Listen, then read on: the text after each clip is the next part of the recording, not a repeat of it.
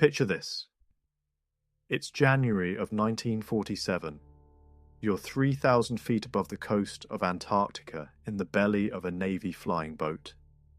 The engines are screaming. The cold outside the fuselage is somewhere past 40 below.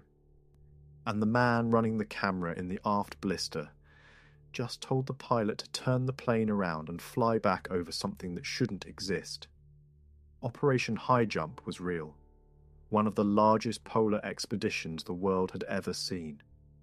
13 ships and 33 aircraft and over 4,000 men sent south by the United States Navy under Rear Admiral Richard E. Byrd to map a coastline nobody had ever charted. And for most of the men who flew those missions, it was cold, exhausting and forgettable work, roll after roll of grey ice and grey sky.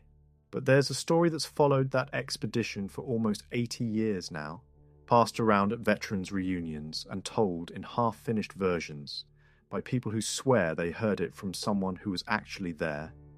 And it starts with a photographer's mate named Thomas Mercer, a routine grid assignment along the Princess Martha coast, and a hole in the ice that was way too round to be natural. Nobody who tells this story claims to know exactly what he saw down there.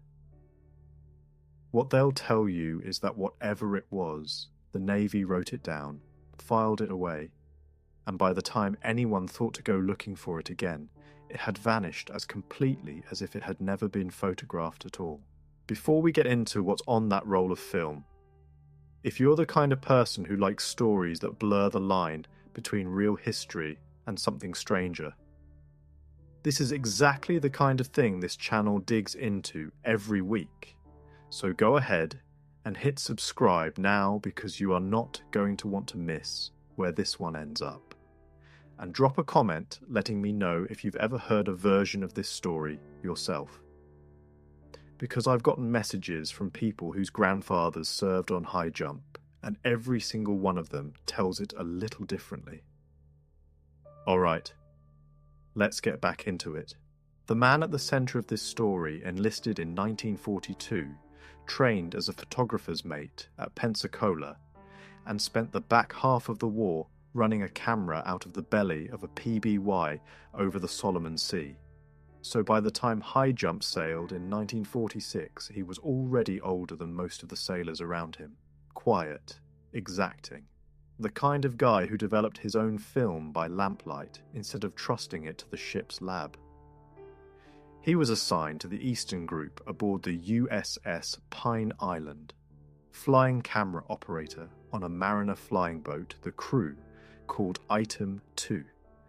And on the afternoon of January 29th, 1947, the same day Admiral Byrd himself was being catapulted off a carrier deck hundreds of miles away for his historic flight to Little America. Item 2 was working a routine photographic grid along the Princess Martha coast of Queen Maud Land. The surviving flight log says the grid was completed as assigned, and then, in the kind of dry Navy language that undersells everything, it notes an additional low-altitude pass was conducted outside the assigned grid, at the photographer's request, following a visual sighting of an irregular surface feature.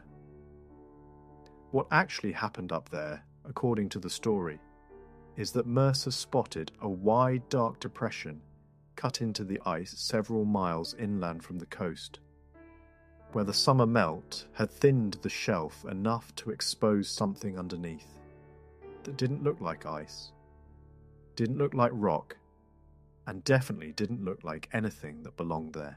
The radio traffic that survives from that hour is fragments at best, copied down by a chief radio man who happened to jot it into his personal log instead of the ship's.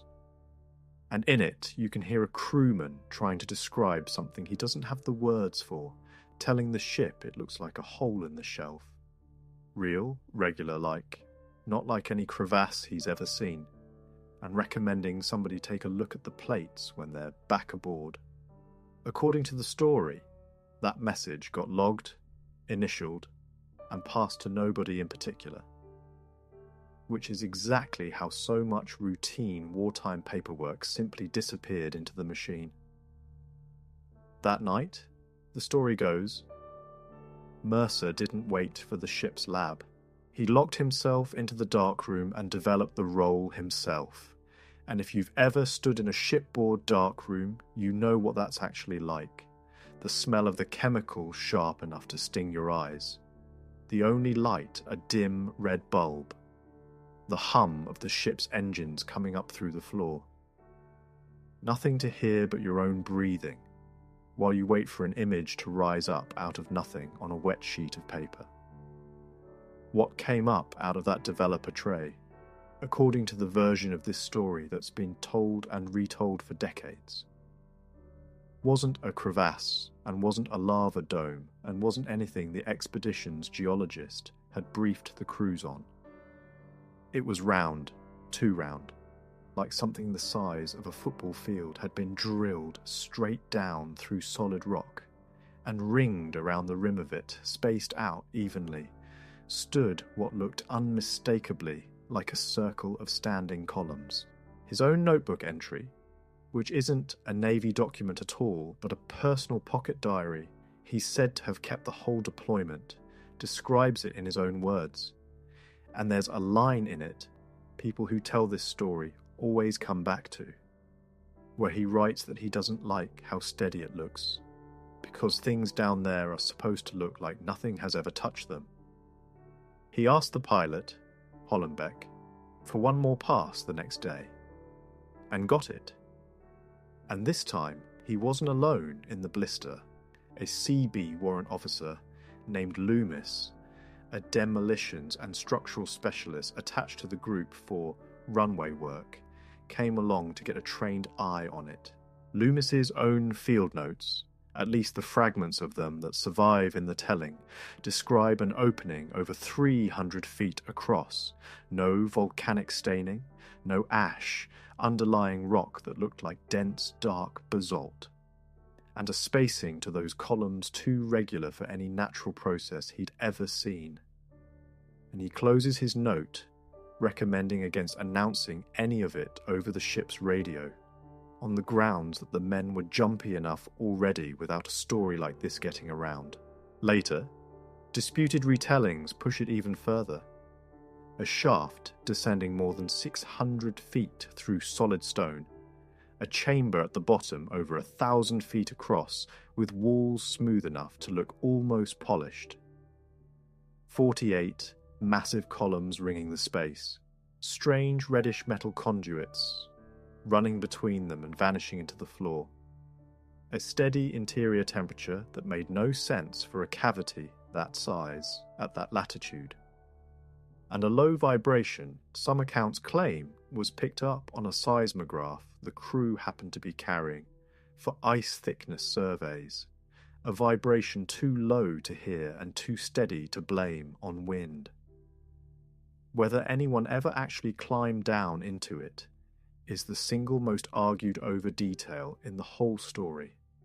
Some versions have a small party lowered part way down on an improvised rope and boatswain's chair before the weather turned them back.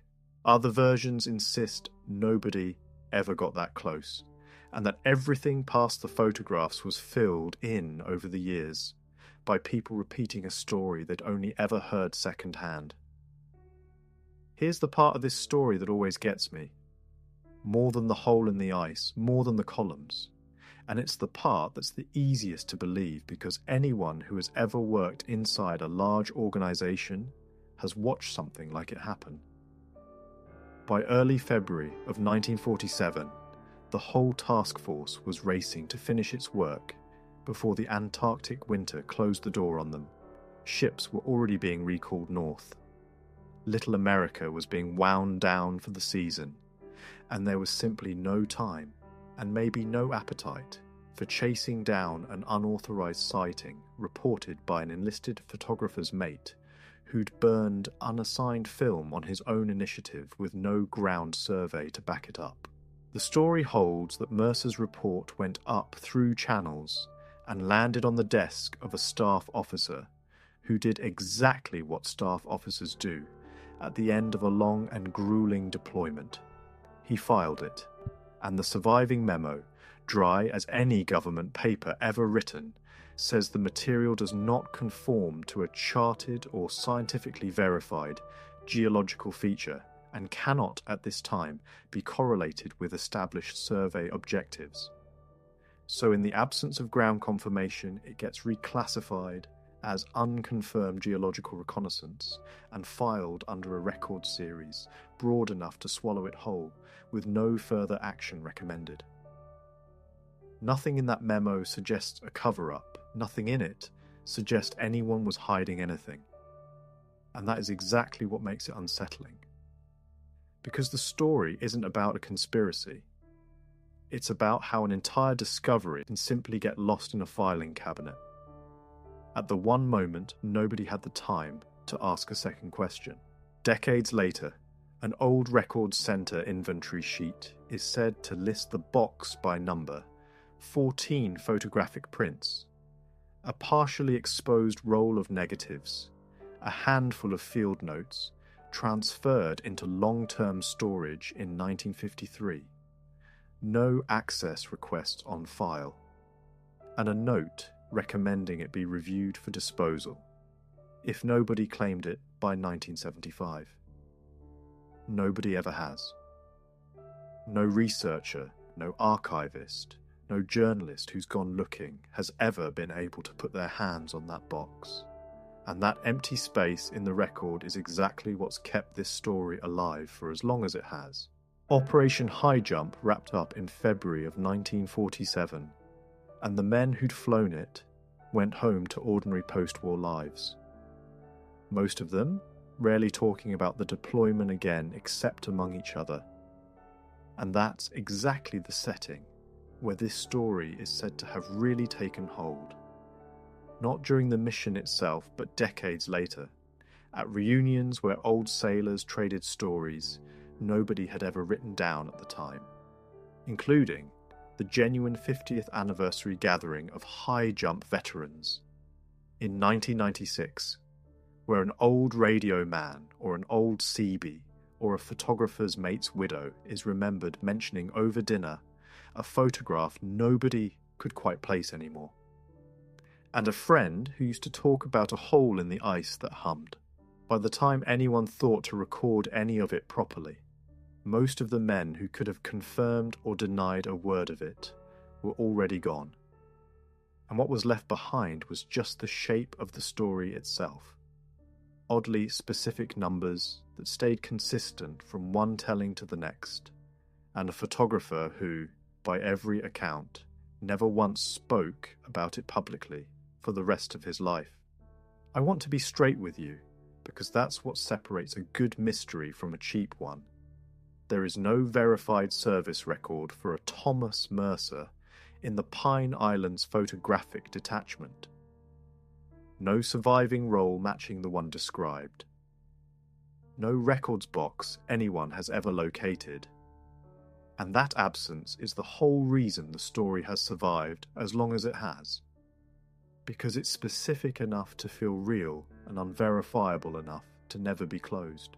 Operation Highjump genuinely did chart tens of thousands of square miles of coastline that had never been mapped. Its crews genuinely did fly over landscapes strange enough that one real Western group crew banked low over an inexplicable lake of blue-green water sitting in the middle of barren brown hills. Something later confirmed and catalogued as the Bunga Oasis. So the truth is, Antarctica in 1947 really was empty enough and strange enough that almost anything could have happened out there before anyone was in a position to prove it hadn't.